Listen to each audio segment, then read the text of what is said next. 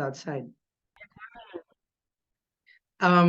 So the absurdity of that is allowed me to think like everything is interconnected. So very much like, for instance, this diagram, which I will not linger much, but like I saw this, and we know that this exists, and everything is connected, from mental health to transportation to security to many things. And so just some of the things that I was really focusing on just a couple of years back are bridging of gaps of power and resources, and also the centering the body and the systems, that the way we approach this is a very much like mind centric, like very from a very vertical to much horizontal approach, I guess. And I was really willed to like open more gates for liberation empowerment, really understand, rewild our ways, renaming this. Even my name in our collective is Mapa. I'm the artistic director, but Mapa is the map, the Mama Papa as well. So everybody has their like decolonized names and roles in the collective. So it's a lot to do with reimagination. So, and then after that, that's really where I think there was this invitation to transform the Black Canvas into, a collective mindset. And even until now, I think about this because the people in the collective would come and go. And then I was reflecting on this before coming to this call, that I think my idea of the collective has shifted into, I think, this thing about um, not specifically the specific people that you're part of, but the idea of grounding yourself that you are part of a whole.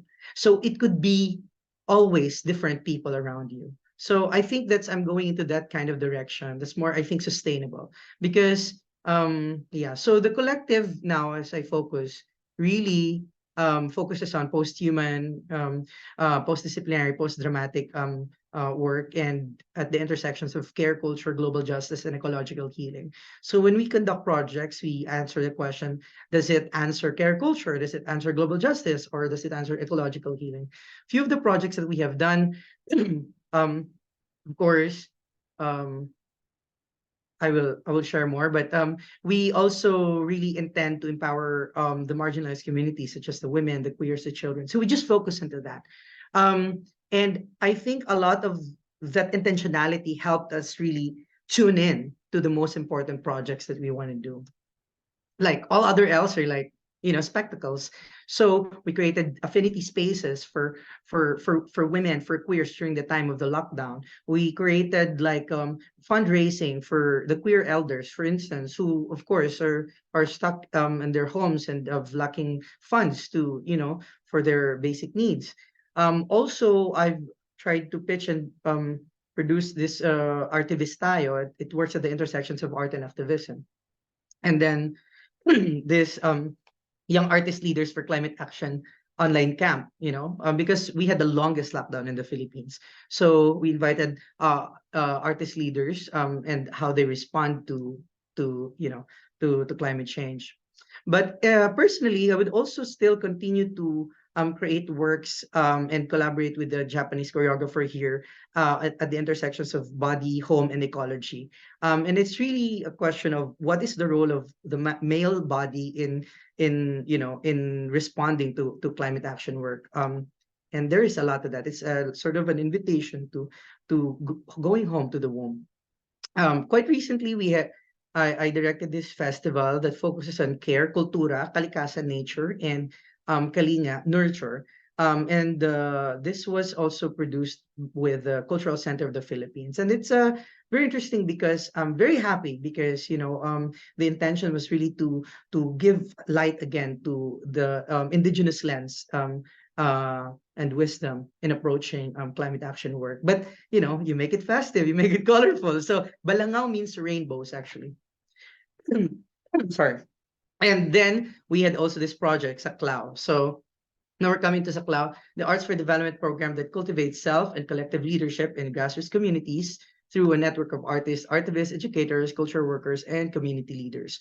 So the intention of Saklao is really redesigning, reimagining, rewilding approaches, educational materials. Coming from, say, right, just renaming something, the language, appropriate, making sure that localizing something, really listening to what the needs of the communities are, because much of what we do has been a template, like in arts education, and so we have forgotten that everybody has different needs. So we start renaming games, for instance, or exercises and all sorts. Um, and then I've also been trying to develop this practice, which is kamalayaan, an eco-embodiment practice. And it's kamalayaan means consciousness in the Philippines. And this arose from my questions of how can our bodies reclaim our social, ecological, and cosmic consciousness in times of crisis. I thought that if we cannot even have access to the spaces in our communities in times of lockdown and disasters, I feel it's very important to strengthen the body, because it's not just the body can access something much bigger than that. And so that's why I'm focusing more on the body, the mind body work, because I feel that it's sort of an opening to, in many things, in fact, to the unknown, and allowing us to be part. It's a sort of a transcendental work where it focuses on four pillars, which would be kapwa. Actually, kapwa means like kin in the Philippines, like your other half. It's a concept. It's a philosophical concept in anthropology in the Philippines. Ka focuses on kinship and relationship. Ma in Japanese is like a pause, mothering and nurturing. And kalayaan, laya, there is like liberation and freedom, and kapangyarihan, power and magic. So the three and four, the kalayaan, kapangyarihan, are the things that actually I realized just really part of the constellation of everything that I've been doing. I'm not doing so many works. Actually, I'm doing just one work that allowed me to be, I think, sane enough to focus. I've not been doing so many works. I'm doing one single work all my life, actually. It just comes in different forms. Um, and so, yeah, I've been developing this practice, sharing them to artists and leaders. So that's where I want to end for this part of the slide.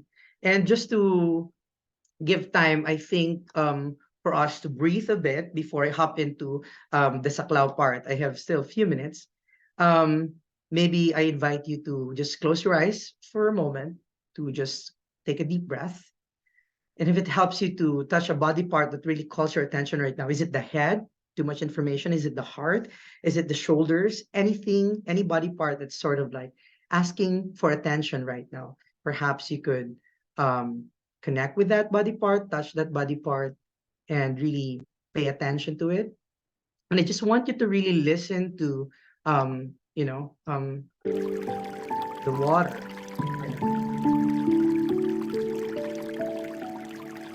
It's giving you this moment right now. Just taking deep breaths and imagining that you are in this like sort of lake of light. It's just like full of light, and slowly this light sort of like becomes smaller and smaller and smaller. And you can only have this little circle of light just around your feet or where you're seated at. Just that. Everything else is darkness. And that light actually like reduces. It's just very small light, just a pin of light. And it flies, sort of like floats up above your head, just a little above your head. It's just this very strong, sharp light suddenly cuts through and flows slowly to the top of your head, and it enters your body down to your spine. And it flows a very smooth water. It flows and it moves around your body right now. And it moves to your joints, it touches your joints and it lights them up. And each time you breathe deeply and deeper, this light in your body actually amplifies and you become a light, all of you. And you can see so many stars in your body. You can feel so many stars in your body. As if like you are actually a constellation yourself. Or perhaps containing so many constellations inside you. And you are the world, and you are the universe right now. The universe is in you. Just really holding that light, I invite you to put your hands back into your chest and access that light from your heart as is to slowly open your eyes back into this.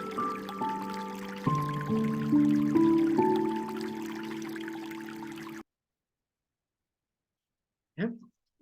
So just a moment to really breathe because I'm sure that's a lot of information. Um, but right now, I'm going to give you time to just like type in how are you feeling right now? What are your thoughts?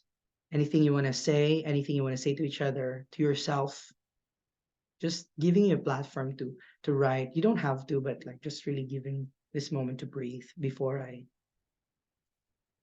proceed to something.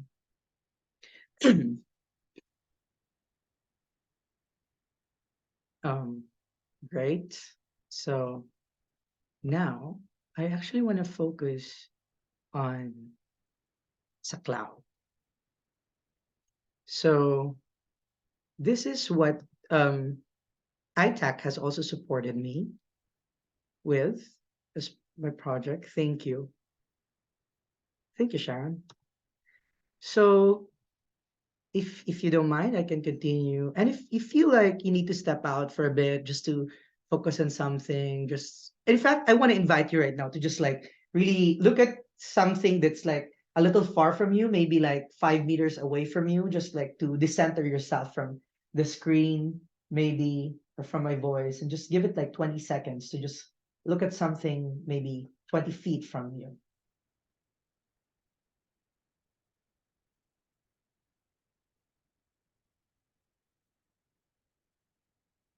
Yep. Just to remind us that you're still there in your spaces, but you're accessing this right now. All right, great. Now I want to talk more about Saklaw. Saklaw means Social Actions Community Leadership Arts Workshop, but it also means in Filipino, it's like gathering everyone or embracing everyone or everyone included.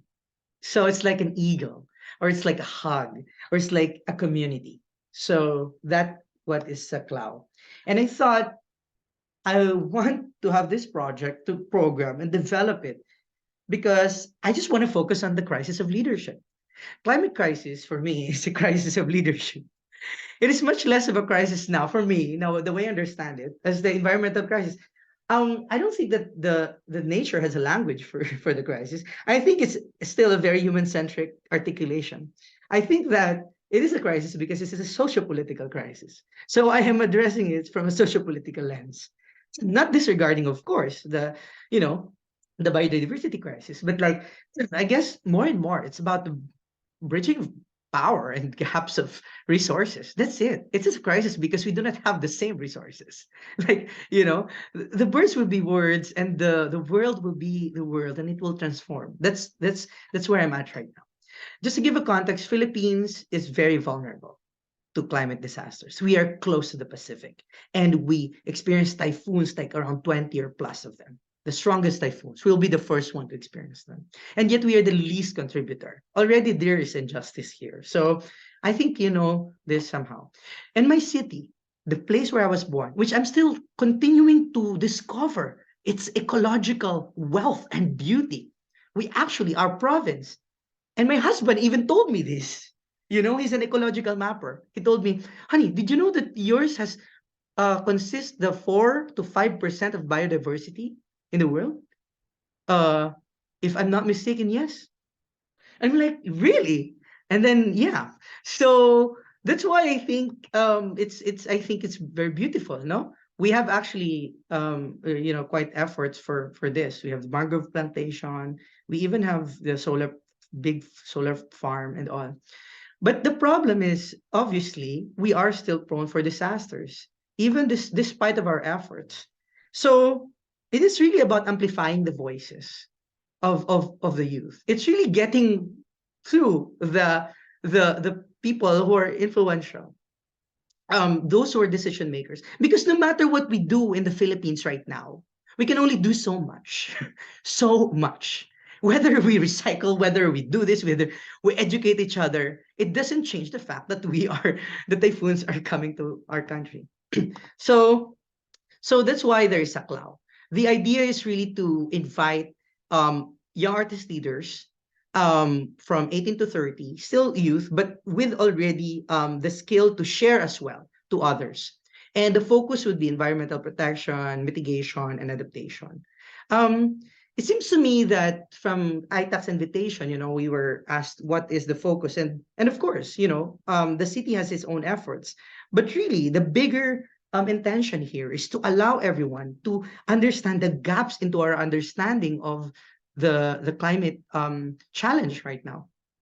Because from a local lens, they're almost unaware that this is actually these are the facts. They know they've been told about this, about that, but it's not clear from a local lens that, oh, this is actually, people have been so just resilient, prayerful. We have been abused that way. So people are just being sort of submissive to what the government would do and all of this, but people do not understand the global powers involved.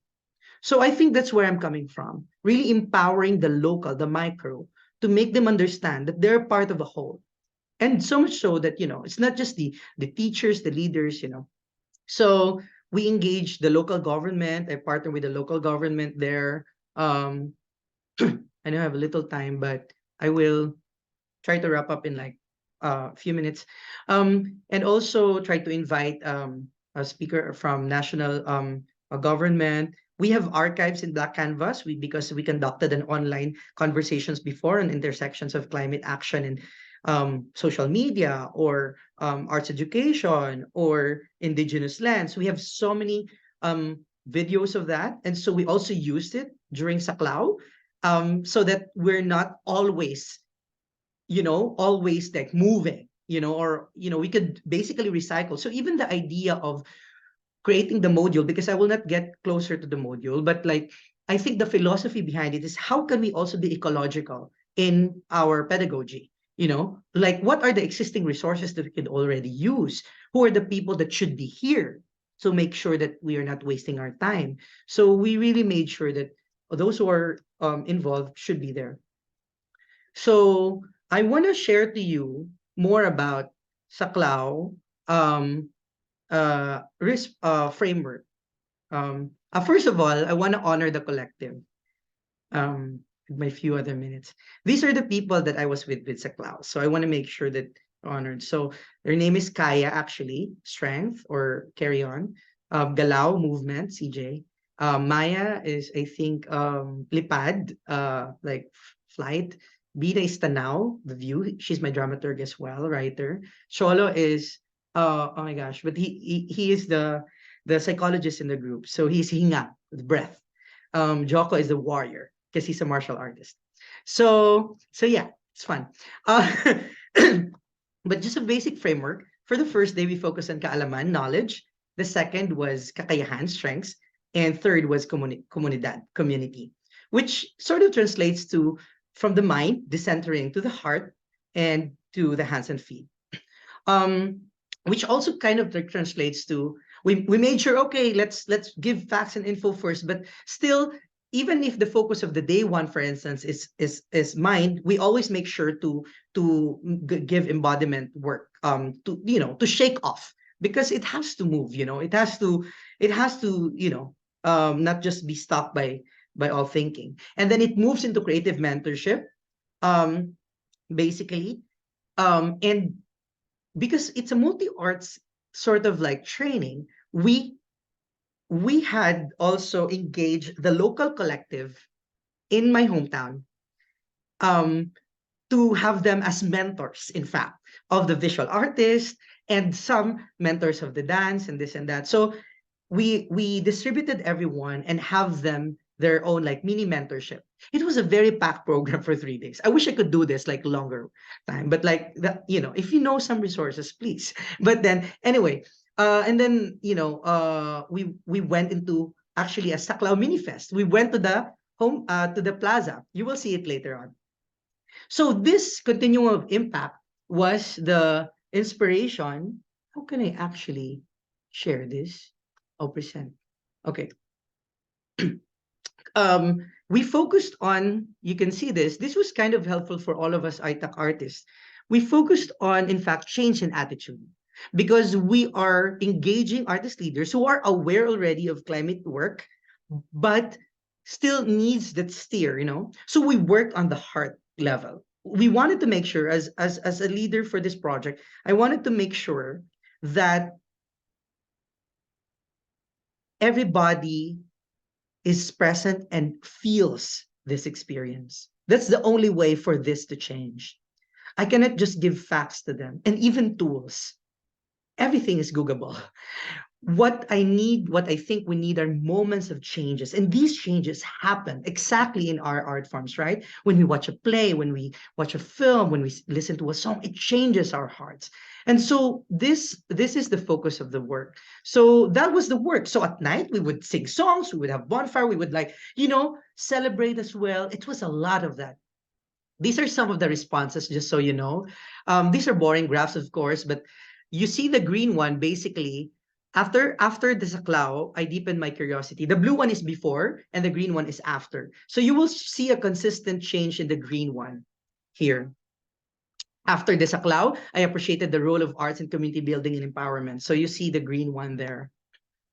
After the saklaw, I feel more motivated to take a creative action in my community or contributing to climate action as an artist leader. This was the highest, actually. And or contributing to collaborating with local efforts for creative climate action. This has actually been happening already.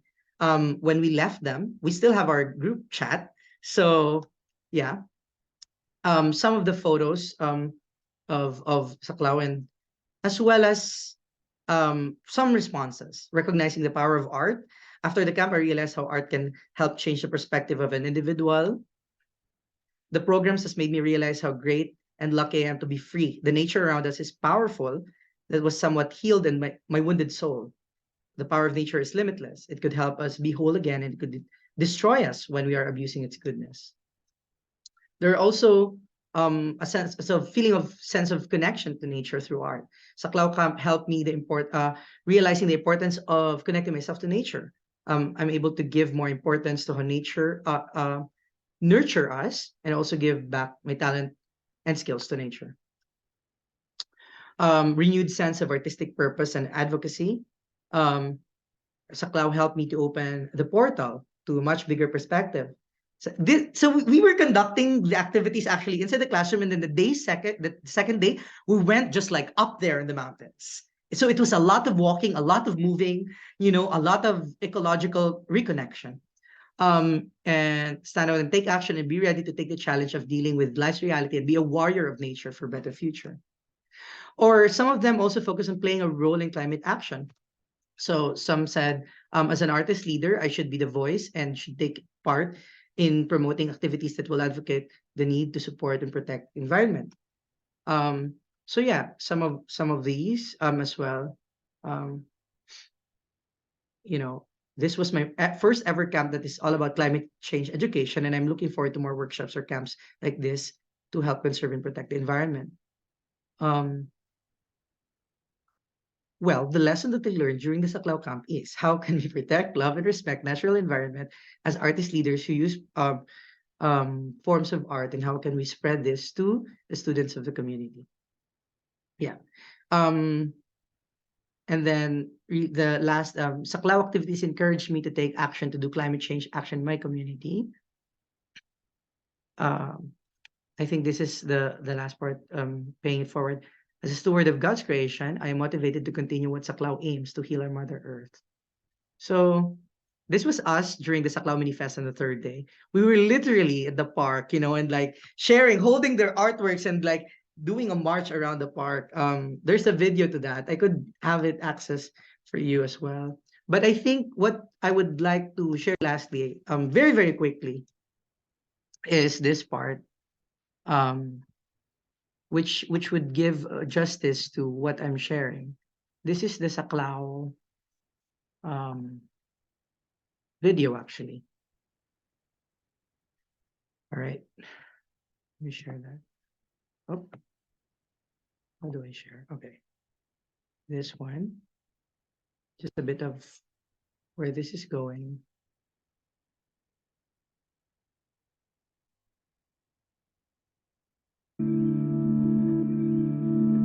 Do you hear it? Okay. Yeah.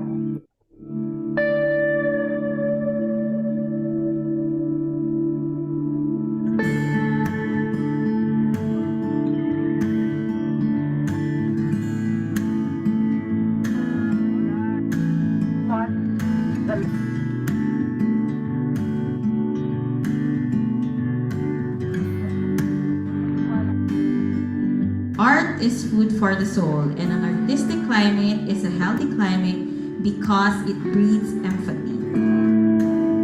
This was our city mayor as well. The health department was there, the other departments. Put this in your hearts para nga magdala niyo sa inyo ng mga barangay to share that also to our mga youth, also to our leaders, mga future leaders pa rin, so that we can protect. I want to skip to this part. We're in. Okay, here.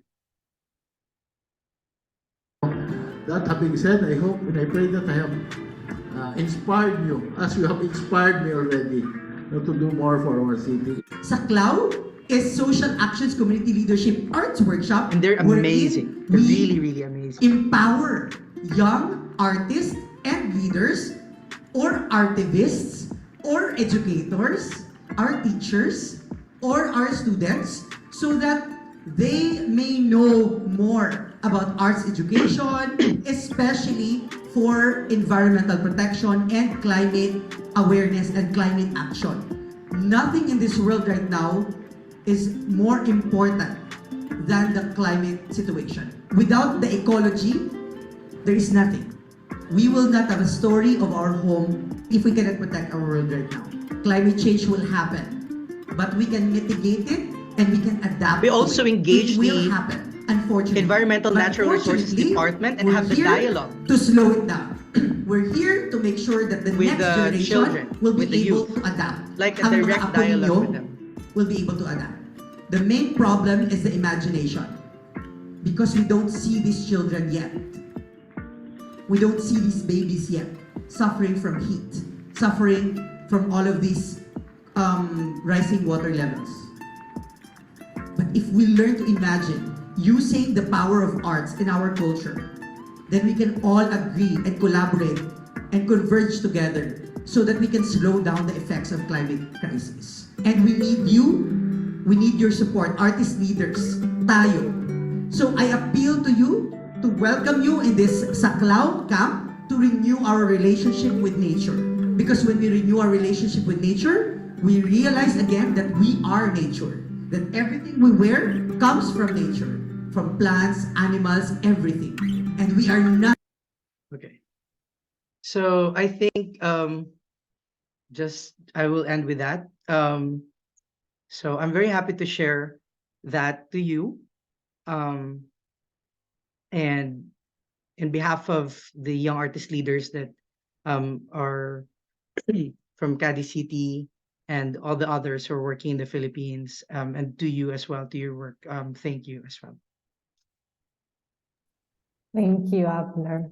Thank you. And you can always have access to me. You can, I can drop my email here as well, just in case you want to have more conversations if our time does not permit much now. But I'd love to have like that 5-10 minutes with you. You know, for those who could stay a little like more, then that's fine with me. For some questions or thoughts, or how does this resonate to your work as well? And for those who are watching our recordings, because of the global aspect of the community, many can't join us because of the time zone difference. So no worries for the ones that are watching the YouTube video. We'll share the email and the Instagram through the next mailing. I know we don't have much time left, but I would like to open the mic for everyone who would like to share a thought, share a feeling, share what you're thinking after what Abner just shared with us.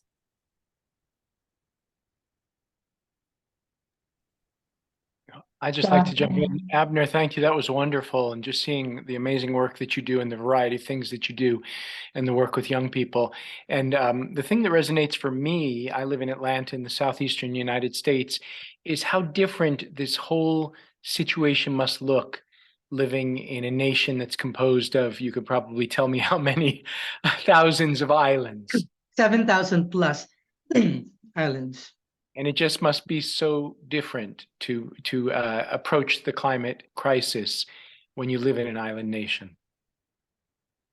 Yeah, it really is, because you think, you look at the beauty of the place. I invite you to come visit the Philippines, and then in a minute, bam, super typhoon, it's gone. But the world is very regenerative, grows again. But the question is, again, the resilience of how much can we push for that conversation on resilience, right? What does it really mean? And even like sustainability, I always ask that now. What does it really mean? Even if like I plan to teach people, typhoons will be typhoons, floods will be floods, you know? So it's really about slowing down this. And for me, it's a crisis of imagination. I said it's like people are not able to imagine the children of the future, and would rather just not have a child. And I respect to that. Like, I want to have a child. As a queer, it's been so hard. We don't even like rights. It took me 33 years of my life to get married, and now, I'm a young widow. It's like I still want to have a child. I don't want climate change to stop me from having a child. It doesn't have to be that way. I want to have a child so that someone can be a light somewhere there in the future. And Abner, I wanted to ask, because I love maps. And so I already looked up Cadiz City, but there were two other places you showed us. One, there was the slide of the Arts Institute high on the mountain, but the slide before that, looking out to the sea. What were the names of those places? You can search National Arts Center. It's National like Arts- Mount Makiling. Yeah. Yeah. Search And Mount what was the- Makiling. The other I one, would like, sorry, I would just like to interrupt you to just for a second, because I'm reading the chat that some of us can't stay longer. And just thank you all for joining. We can still, for the ones who want to stay, feel free to do so. But thank you so, so much. Thank you, Abner, for this presentation and inspiring us to connect also with our bodies, those moments. Just like Madeline saying, I think we need them more than we realize. Next time we'll meet to talk about sea level rise, and it'll be in late May. So stay tuned to the newsletter for all the data about that. And we'll have another extra special guest. So thank you so much, everyone. Thank you, everyone. Those who can stay, feel free to stay. And those who need to rush into another appointment, feel free to do so as well. Thank you. Thank you. All right. And I'll stop the recording too.